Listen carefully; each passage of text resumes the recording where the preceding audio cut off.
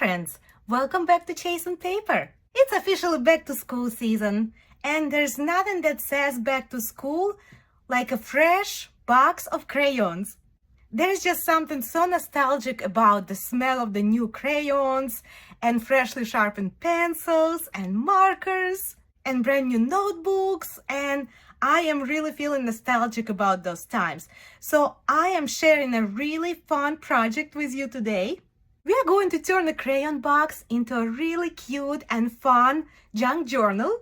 And let me tell you, these bring back so many fun memories. Whether you have school-age kids or grandkids or you don't, this is just such a fun project to work on. All the fun school memories just came flooding back, and there is just something so special and nostalgic about this little junk journal. And let me tell you, I had so much fun making this. I made my first one and I couldn't stop. I made two more, and all three journals are available for sale right now in my Etsy shop. I'm going to put the link in the description below this video, but let's take a closer look. So it has a very simple elastic closure. Each of these journals has a different little sentiment. Everything inside these little journals is school days related, and it was so much fun to put together and even more fun to look through and add little bits and pieces. I was going with the vintage theme and I used vintage crayon boxes, but you do not have to do that. If you don't have vintage crayon boxes on hand, you can absolutely buy a fresh brand new box of crayons and have just as much fun and make a project that is going to be just as cute.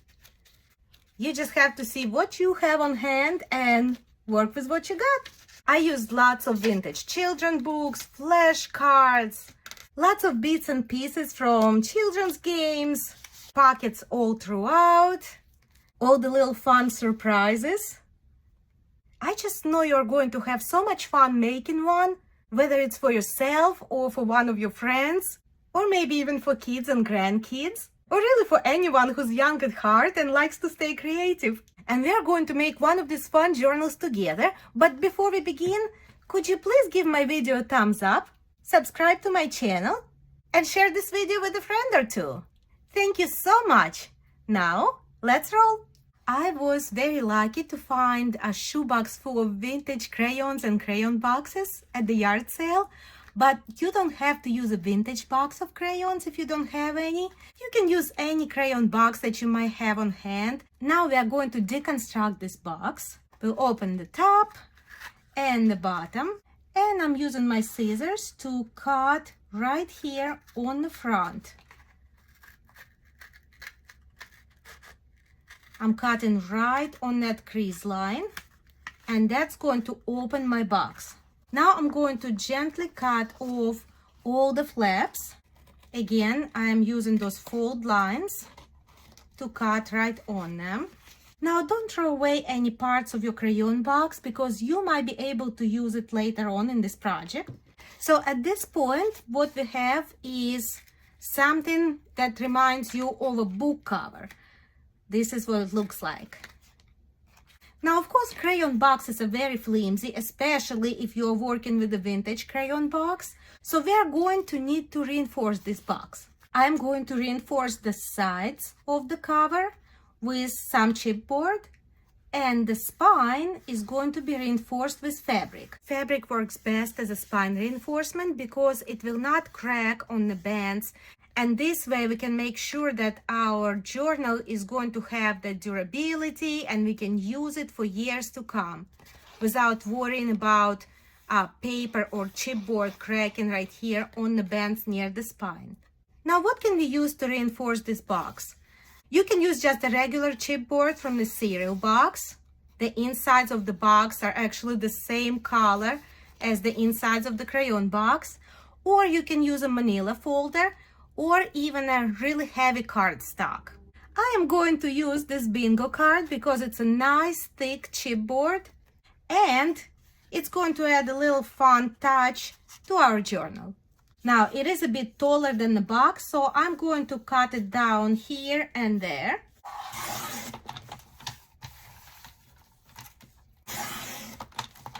There. Now I'm going to cut it in half.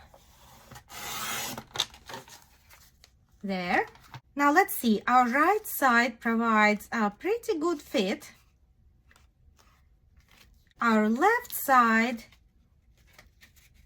is going to need a little help because we have this little notch here. So I am going to use my pencil and draw the shape of that notch so that I can cut it out.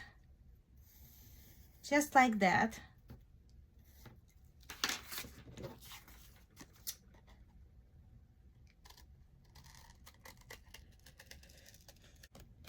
Now, if you're working with a newer crayon box, I'm pretty sure you don't even have that notch, so you don't have to do any of that. There we go. Now, before you glue anything down, make sure that your reinforcement piece does not go all the way down to that fold. That's going to create bulk and it's going to make it difficult to close and open your journal. So just make sure that you leave at least 1/8 of an inch gap between your reinforcement cardstock and the fold. I'm going to use my art glitter glue.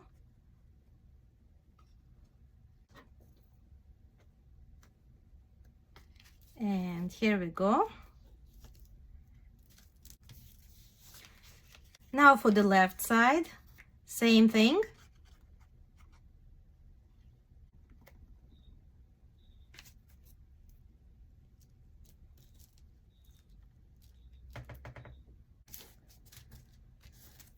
Perfect. At this point, we should let it dry for a couple of minutes. Now that our cover is completely dry, let's go ahead and check if we have any parts of our reinforcement cardstock sticking out. I have some sticking out right here, so I'm going to go ahead and cut it down so it's not visible.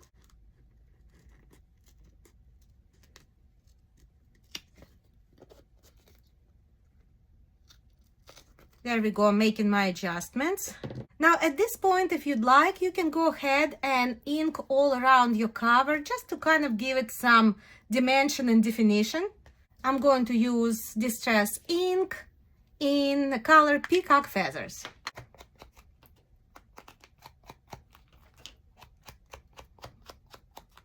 Now let's go ahead and reinforce the spine. I'm going to use this fabric. This is cotton. And I am choosing bright primary colors for this project, so this red and white fabric should work really well. I went ahead and I tore a strip of fabric. It's about 1¼ inches wide. And I did it because I like a torn edge. I kind of feel it adds to the vintage, worn look of the journal, but you can definitely cut it if you do not like tearing your fabric. And now I'm going to tear the end. There we go. I'm going to use Fabrifix glue to attach this fabric to the spine. And I'm making sure to go just a little bit beyond the folds. And here it goes.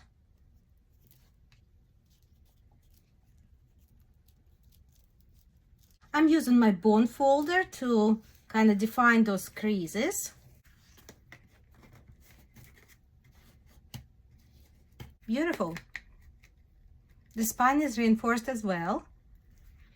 Now I'm going to let it dry for just a couple of minutes. Now for my favorite part of the project, which is choosing the papers for the pages. This is where you can get really creative and you don't have to have a huge stash of ephemera or paper crafting supplies to get you started. Now I found all these supplies at the Dollar Tree.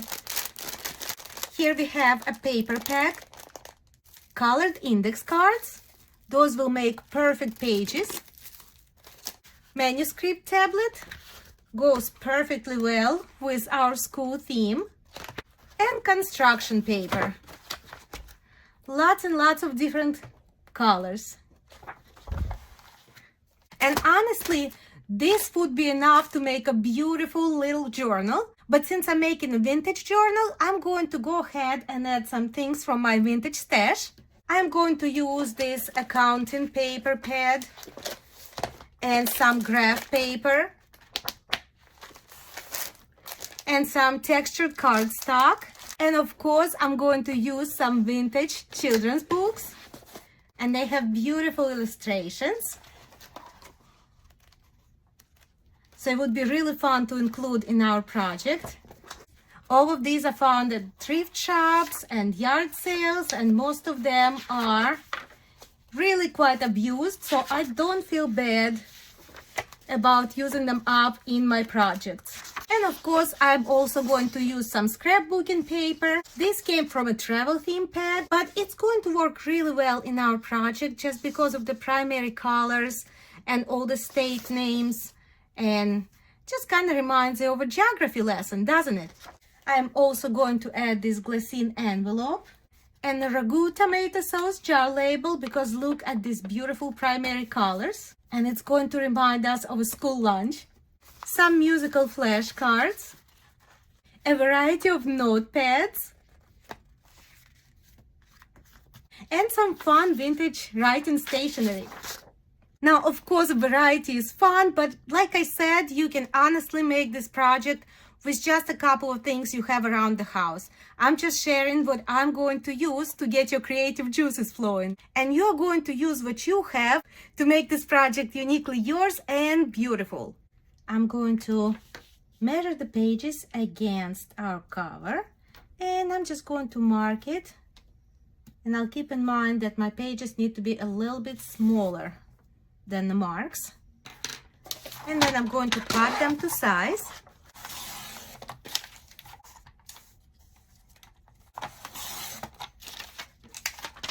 And here's my page. I'm going to fold it in half.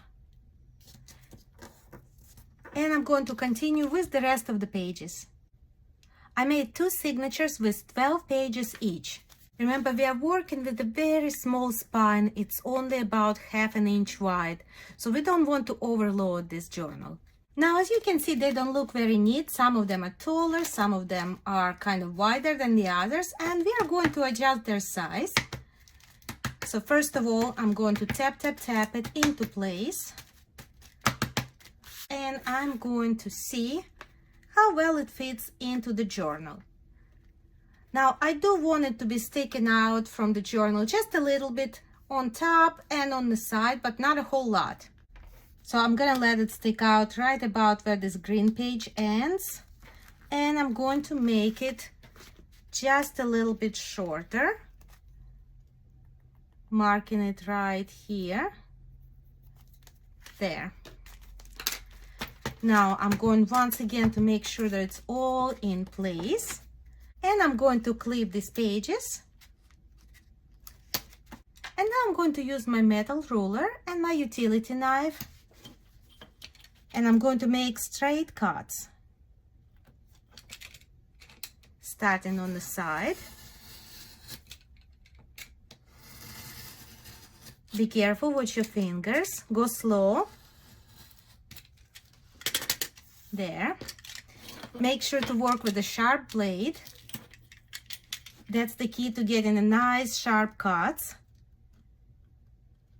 Now I'm adjusting the top.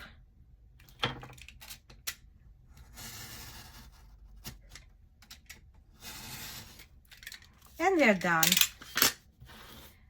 Let's see how well it fits. Okay, I'm good with that. I'm happy about the fit, and I am going to do the same thing with our second signature. Now we're going to attach the signatures inside of our cover. To attach the signatures, I am going to use a 3-hole pamphlet stitch. So first of all, we have to figure out where to place the holes on our spine. So for each signature, we are going to need 3 holes. That means we're going to place 6 holes in total. I'm going to open it up, and I'm not going to take any formal measurements. Here's how I'm going to do this. I'm going to begin with my central holes, and I'm just going to eyeball and put 2 marks with the equal distance from the fold near the center of my spine, here and there. If you draw the measure, you would have to measure the total length of your spine and find half. So here are my 2 central holes. Now I'm going to need to put 2 more holes right here and 2 more holes right here. Again, I'm not going to take formal measurements, but I want to make sure that they are placed in a straight line. So we have 2 parallel lines. And for that, I'm going to use the ruler. And I'm placing it parallel to this fold. Now I'm going to place my first mark about 1/2 inch down from the top edge. And I'm going to place my second mark about 1/2 inch up from the bottom edge. There. Now I'm going to do the same thing for the other signature. Again, I am placing my ruler parallel with my fold on the cover. And I'm going to place the first hole about 1/2 inch down from the bottom, and my second hole about 1/2 inch down from the top here. There. And here, as you can see, we have 1, 2, 3, 4, 5, 6 holes. I'm now going to use my awl to pierce the holes on the marks I just made.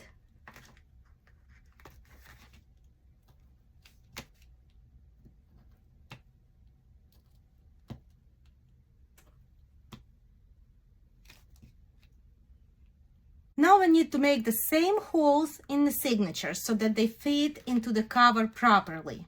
Now there are different ways of doing it. What I do is, this is my first signature, okay? So this is the one that's going to go next to the front cover. I am going to remove my first page. I'm going to bring you a little closer. There we go, much better. So I'm going to place this first page right next to the holes. This is the first row of holes, and place it exactly where it needs to go. Okay, now is the time to check. Look at your bottom edge. You probably don't want it sticking out on the bottom. If you do, that's fine too, but you have to decide now where exactly this page is going to live in your journal. And I'm marking right on the spine where these holes are. There. My paper now has 3 marks that coordinate exactly with the holes on the spine. Now, I'm going to open it up and pierce the holes exactly where I just marked them. There. Now my first page has 3 pierced holes. I'm going to take the rest of my signature, open it up in the center fold, put that first page in the center of your signature, like this. Make sure it matches up at the bottom. Now you're going to pierce the rest of the pages in your signature right on the marks, right on the holes that you just made. So you're using that first page that we pierced holes in as a template. There. Now don't forget to remove that first page from the center and put it back to the front. Now I'm going to put this aside, and I'm going to repeat the same steps with the second signature. And now we are ready to stitch our signatures in. I am going to use this dark green embroidery thread and a big needle. Thread in my needle. There. We are going to begin with our first signature. I'm going to place the second one aside for now. I do not like clipping my signatures together when I'm working with them, but you do what feels comfortable. And I'm placing my first signature on my first row of holes right here. Make sure it's not upside down before you stitch it in. Perfect. Now we are going to begin with the central hole, and we are pushing our needle through all the holes in the pages and through that middle hole in the spine. Pulling the needle through.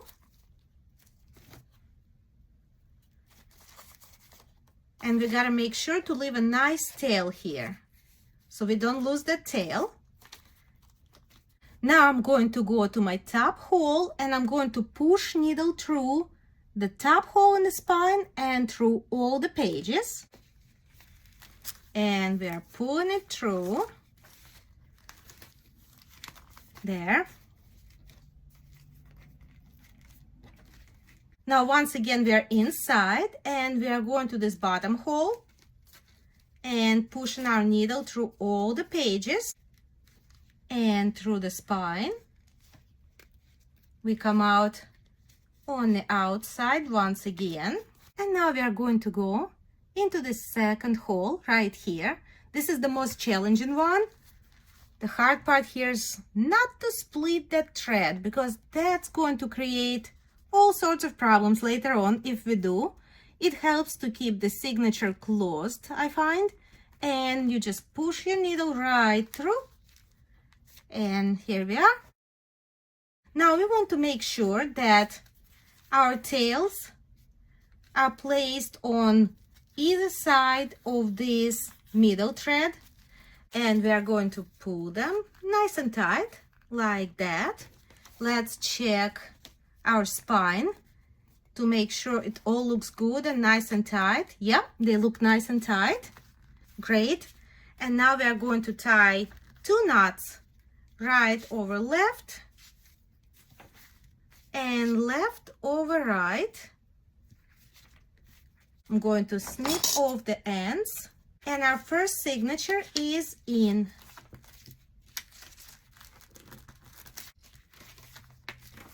There, looking good.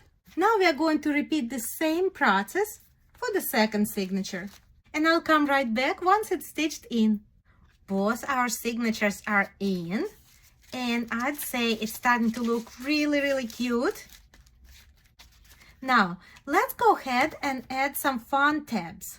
First of all, I am going to use this vintage milk bottle cap because it says raw milk grade A on it. So our A grade is gonna go into the journal. I'm going to use a stapler. There we go. And now I want to use some fun tickets to place on the sides as tabs. This is going to be such a nice touch. I imagine that maybe someone went on a field trip and saved this little ticket. And I also have this Tillamook County School District number 9 school lunch tickets. Oh, this is perfect. Does anyone know what Tillamook County is? If you do, let me know in the comments. I promise not to Google. I want you to tell me. And there it goes. Yeah, looking good.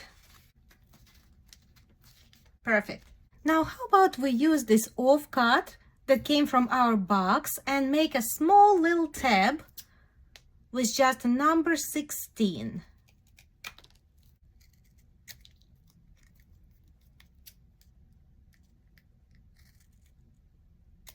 I am going to cut the little corners off like this. I'm going to use my art glitter glue.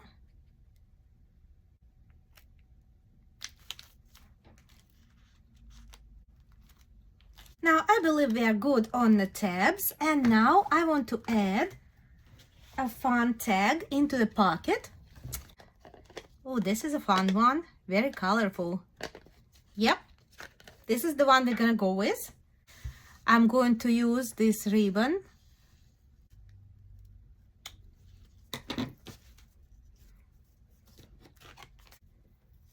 Straight through, making a loop and pulling my ends right through.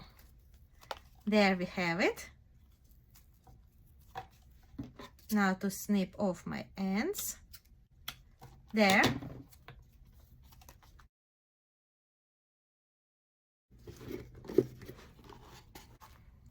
I have some fun fall leaves. I bought a whole bunch at the thrift shop, but I'm pretty sure I've seen very similar ones at the Dollar Tree last time I went there. I'm going to use our Fabrifix glue once again. And there goes my leaf. Oh yeah, it definitely adds a little special touch. Let's put some fun school-related ephemera into our pockets. I'm going to put one of these flashcards right here. There. Aren't these fun? There. Now in the next pocket, I'm going to add this card from the flinch game. And maybe even some play money. And I also found this flag flashcard, so I definitely want to include that as well. There we are. Next, I want to add some fun touches. So I'm going to add this chalkboard label. There we go. I'm going to add this to this page since it's plain white and there's not a whole lot happening here. Just like that. And I am going to fold it over right here. There we are. It's going to be a lot of fun to write something with a white pen. And now I want to add some collage elements. We are going to take a quick dive into my ephemera holder and see really quick if there are any good pictures that we can use. This is where I store some of my fussy cuts, and here we are. I'm looking for some people or something school related, something vintage and something school related. Here we go. We have some children here. I'm going to need some small pictures because we only have very small space. I think I can use this one. This one is really cute. Little girl fell asleep reading her books. Maybe this girl right here.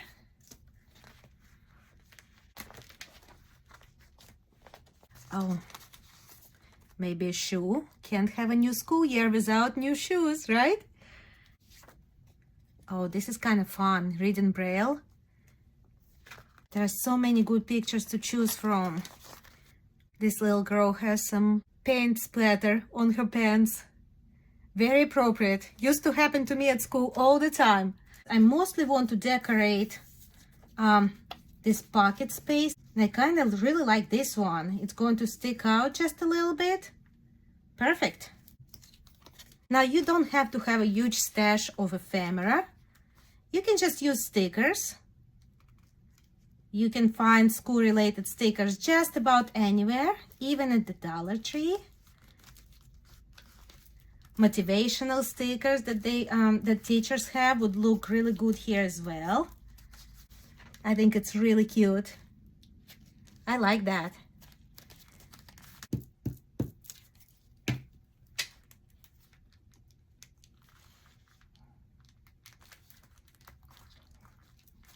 Now I really want to use this cutie somewhere. Oh, I really like that. There we have it. How cute is that? And I'm going to add this sweetie pie onto this green page right here. How appropriate. She has green paint splatter on her pants. And there she is. Now for a finishing touch, I want to add this decorated paper clip. I took this yellow paper clip and I added one of these vintage Denison key tags that I had. I stamped a number 04 on it on both sides. I used my StazOn ink and I'm going to place this one right here. And this way it's going to be visible when the journal is closed. How cute is that? And now that our journal is complete, let's work on the closure. I'm going to go with a simple elastic closure and I will use this stretch cord that I bought at the Dollar Tree. I cut off about 15 inches and that is really way too much, I can already tell, but a long cord is easier to work with. And now for the focal point for my closure, I'm going to use this little chipboard sentiment. It says Create. I'm not even sure where it came from. I've had this forever. And besides, I always tell you guys, my best junk journaling supplies always come from yard sales. So I have no idea how old this is or who made this, but if you want to make something similar, print out some inspirational word on your printer and then just mount it onto a piece of cereal box. And you're basically going to have the same exact thing. Now I am going to put 2 holes in this chipboard, on the left and on the right. I am using my Crocodile Big Bite. This is an overkill, but that's what I have on my desk. So I'm going to use it. There. And now I'm going to put one end of the cord right here on one end. Came out from the back, from the other hole. So this is what the front looks like, and this is what the back looks like. And let's see how big we're going to make this. We don't want it to be too tight in case a recipient of this journal wants to add more ephemera. This seems good. This is definitely holding the journal closed, and there's still some room here, so you can work with that. And I'm going to snip off the ends. And there we have it, my friends. We created a beautiful crayon box journal together. Wasn't it fun? Please let me know in the comments if you think you are going to give this project a go. And also let me know what was your favorite subject at school. Mine were always visual arts and language arts. I really hope you enjoyed this tutorial. If you did, please make sure to give this video a thumbs up. Don't forget to subscribe to my channel and share this video with your friends and with your crafting groups. Thank you so much for spending time with me today, my friends, and I can't wait to see you next time.